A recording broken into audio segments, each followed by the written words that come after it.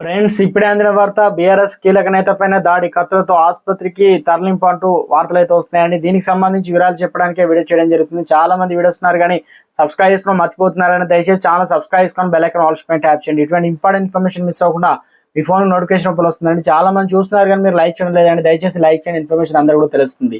కాంగ్రెస్ ప్రభుత్వం గుండాల రాజ్యం తయారైందని Huzurabad BRS MLA పాడి కౌశిక్ రెడ్డి అన్నారు. హుజరాబాద్ నియోజకవర్గంలోని వీణవంక మండల కోర్కల్ గ్రామానికి చెందిన బీఆర్ఎస్ నాయకుడు అమరగొండ విజేందర్ పై కాంగ్రెస్ ఏదైతే గుండాల దాడిని ఆయన తీవ్రంగా ఖండించారు.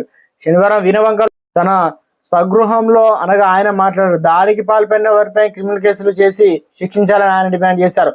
కాంగ్రెస్ ప్రభుత్వం ఏర్పడిన నాటి నుంచి ఇప్పటి వరకు చాలా మంది బీఆర్ఎస్ నాయకులపైన దాడులు జరుగుతున్నాయని, 10 ఏళ్ల బీఆర్ఎస్ ప్రభుత్వంలో ఏ రోజు హింస రాజకీయం చూడలేదని, కాంగ్రెస్ ప్రభుత్వం ఏర్పడి పట్టుమని 10 రోజులు కాకముందే రౌడీజం చేయడం సిగ్గుచేటన్నారు. మంత్రి పొన్నం ప్రభాకర్ కూడా కాంగ్రెస్ గుండెలకు అండగా ఉంటూ దాడులకు ప్రేరేపిస్తున్నారని అన్నారు.